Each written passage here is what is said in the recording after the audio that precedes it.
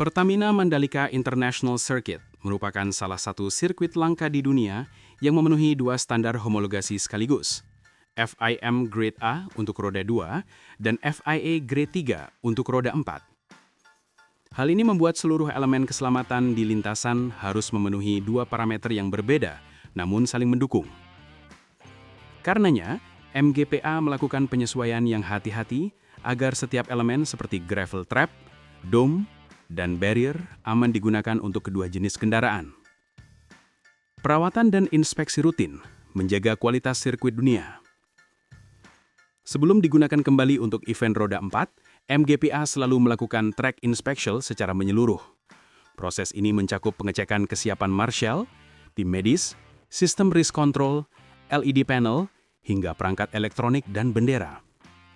Menurutnya, perawatan terbaik untuk lintasan adalah dengan terus digunakan. Sepanjang 2025, lintasan Mandalika sudah aktif hampir 48 minggu dalam setahun. Itu artinya, trek selalu terpakai dan terus dalam kondisi prima, ujarnya. Setelah seluruh perangkat FIA terpasang, Mandalika Festival of Speed atau MOFS akan menjadi panggung bagi berbagai kategori balap mobil nasional bergengsi.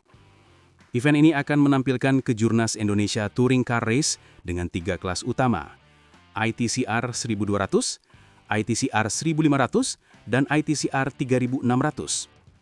Selain itu, juga akan hadir BMW M2 Series yang digabung dengan TCR, serta kelas BRZ Super Series, Agya OMR, dan Radical Time Attack.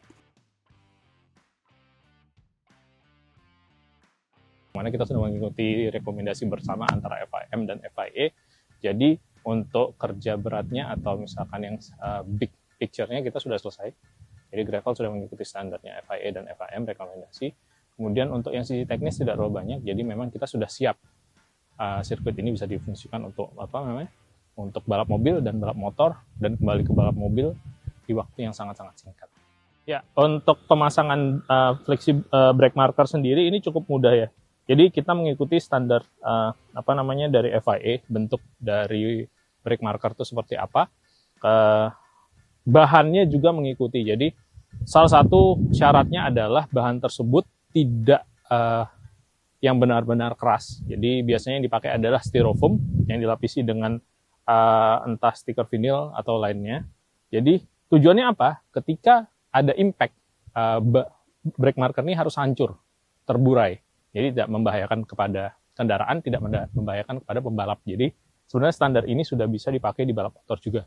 Tapi memang balap motor hanya dipakai di beberapa tikungan saja. Gitu. Pemasangannya cukup simpel, yaitu untuk di area yang ada beton atau aspal, kita cuma menggunakan semacam glue berupa sealant. Jadi ketika dia ditabrak atau kena impact, dia akan langsung terlepas atau terburai. Gitu.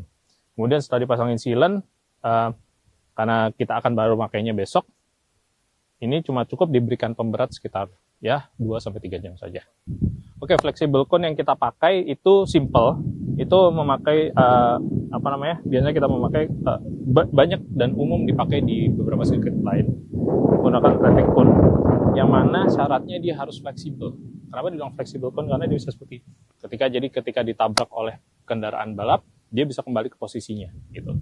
Dan pemasangannya cukup simple karena kita sudah membuat fix positionnya, tinggal dilepas dan pasang kembali.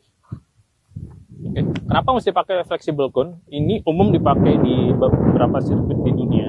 Maksudnya adalah memberikan referensi secara visual kepada pembalap di mana batas mereka bisa mengambil tikungan dalam atau yang biasa disebut apex.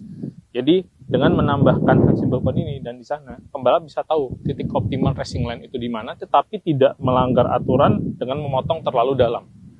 Jadi ini sangat membantu dari sisi safety dan juga sisi racing line optimal. Gitu. Flexible untuk dome sendiri kita sesuai dengan apa yang kita ajukan di homologasi FIA, yang mana kita harus memiliki track limit deterrent di apex dan juga di exit. Di apex sendiri kita menggunakan apa yang kita sebut dengan dome, berbahan rubber TPU rubber, dan dia keras tetapi masih ada redaman sedikit. Sedangkan kalau untuk exit seperti yang teman-teman tahu, kita sudah memiliki exit run-off gravel, itu sesuai dengan rekomendasi bersama antara FIM dan FIA. Pemasangannya pun cukup mudah karena kita sudah meletakkan baut-bautnya sesuai dengan standarnya, dan ketika dilepas untuk standarnya motor, itu baut-bautnya flush atau tidak ada tonjolan sama sekali. Ya, salah satu juga yang menjadi persyaratan di homologasi FIA yang menjadi standar kita untuk melaksanakan balap mobil adalah FIA grid. Jadi standar gridnya sama dengan yang dipakai di beberapa FIA grid. Jadi standar gridnya sama dengan yang dipakai di beberapa sirkuit di dunia. Grid umumnya mobil, lebarnya selebar mobil sekitar 2 meter. Kemudian ada kupingan atau sayap warna kuning yang menandakan bagian mobil itu ada apakah sudah masuk ke dalam grid atau tidak gitu. Jadi standarnya pun sama, menggunakan standar yang menggunakan cat terhomologasi FIM dan FIA yang kita pakai untuk pengecetan MotoGP dan GT World Challenge. Jadi itu semua sama. Kenapa mesti memakai standar cat yang sama? Karena cat tersebut sudah merupakan standar dari yang terstandarisasi oleh Federasi Balap Motor dan Balap Mobil dan memiliki grip yang bagus. Jadi walaupun dicat, gripnya tidak berkurang karena ada komponen penambah grip di dalamnya. Oke, untuk cat atau peralatan-peralatan yang lain kita memang sudah menyediakan dari di Mandalika. Jadi itu merupakan standar yang kita harus sediakan gitu. Jadi ketika kita switching atau berganti antara mode roda 2 ke roda 4 kita sudah siap. Jadi tidak perlu mendatangkan tidak perlu mendatangkan tapi lebih kepada kapan saja siap, dan itu perangkat-perangkat tersebut kita selalu cek dan kita selalu perbarui sesuai dengan standar dan juga regulasi yang ada. Untuk standarisasi terkait perangkat-perangkat ini kita memang sudah mengikuti standar yang ditentukan oleh Federasi Balap Mobil dan Balap Motor Internasional maupun nasional, yaitu dari IMI, dari FIM, dan dari titik, dan juga sudah kita pasang. Ada juga di beberapa titik di tikungan-tikungan seperti di Apex, itu kita memasang namanya dome. Dome itu semacam kayak bump, yang mana menghalangi mobil untuk mendapatkan keuntungan dengan memotong trek. Dan juga untuk mengetahui batas trek, dan juga jadi reference point kita pasang tambahan yaitu flexible cone. Gitu. Ya, kalau untuk sisi teknisnya mungkin nggak banyak berubah ya dengan settingan di sistem kami di Race Electronic, hanya mengganti settingan default dari roda 2 ke roda 4. Kemudian seperti kalau untuk setup fisiknya seperti yang saya sampaikan tadi, bahwa ada pemasangan dome, pemasangan flexible cone, pemasangan brake marker sesuai dengan speknya FIA, dan juga penambahan grid.